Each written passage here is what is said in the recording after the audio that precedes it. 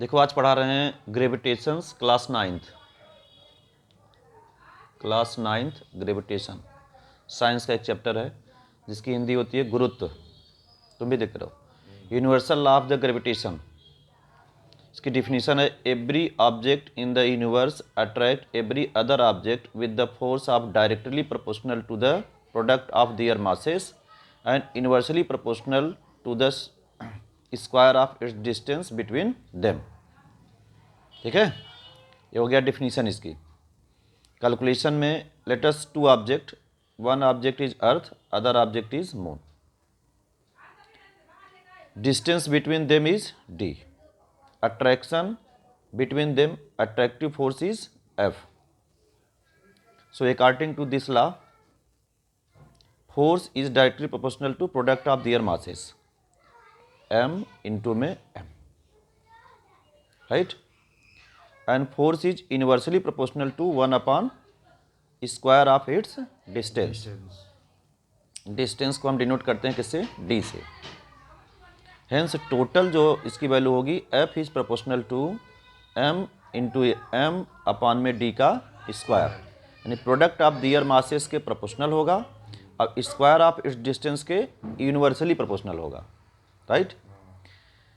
इसका मतलब होता है अगर डिस्टेंस हम बढ़ाएंगे तो फोर्स क्या होगा? कम होगा। इन दोनों के बीच का डिस्टेंस अगर बढ़ता जाएगा तो फोर्स क्या हो जाएगा? इनके बीच का अट्रैक्टिव फोर्स क्या हो जाएगा? कम हो जाएगा।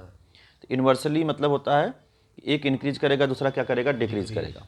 अगर डिस्टेंस इंक्रीज करेगा फोर्स क्या करेगा? डिक्रीज करेगा। अगर डिस्टेंस डिक्रीज करेगा तो फोर्स क्या करेगा? इंक्रीज करेगा। इन दोनों के बीच का डिस्टेंस अगर जैसे जैसे कम करते जाओगे वैसे फोर्स क्या होता जाएगा? बढ़ता जाएगा, राइट। तो प्रोपोर्शनल को जब हम हटाते हैं तो एक कांस्टेंट लग जाता है जिसको हम कैपिटल G से लिखते हैं। F equal to G M upon में डी का स्क्वायर। G को हम क्या कहेंगे? Universal gravitational constant. इसका नाम है यूनिवर्सल ग्रेविटेशनल कांस्टेंट। जब भी प्रोपोर्शनल हटाते हैं उसके स्थान पर कोई न कोई कांस्टेंट लगाया जाता है, ठीक है। लिखने का तरीका है। अब इसमें m क्या है? मास ऑफ अर्थ है। कैपिटल M जो है मास ऑफ अर्थ है। स्मॉल m क्या है? मास ऑफ मून है। d क्या है? डिस्टेंस बिटवीन देम, इन दोनों के बीच का क्या है?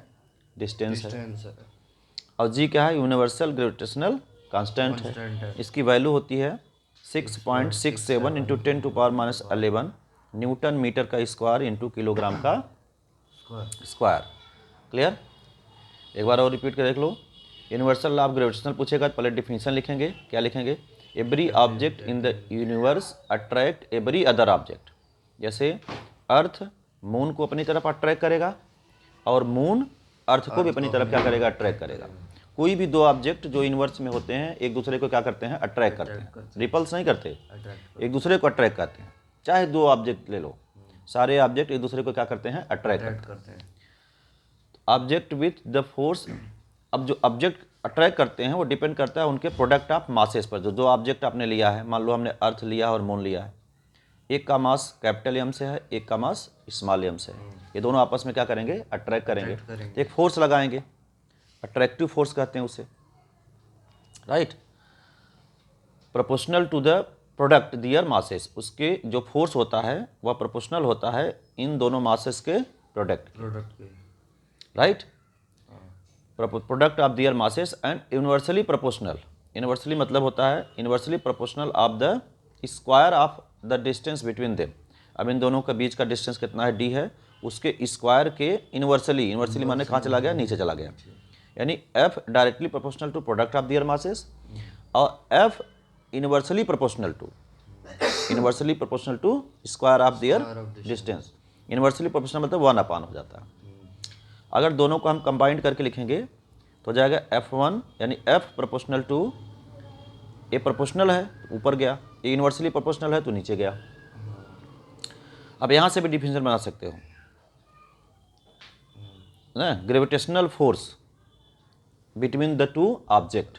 ग्रेविटेशनल फोर्स ये क्या है? फोर्स जो है gravitational force between the two object.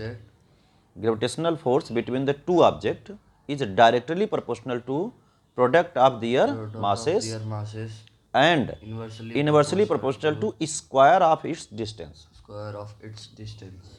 ठीक है, हिंदी में कह सकते हैं दो ऑब्जेक्ट के बीच का जो बल है, फोर्स है, वह डायरेक्टली प्रोपोर्शनल होता है उसके द्रव्यमान के गुणनफल के, गुणनफल के। और इन्वर्सली प्रोपोर्शनल होता है उसके स्क्वायर ऑफ डिस्टेंस के, यानी दूरी के स्क्वायर के बराबर होता है।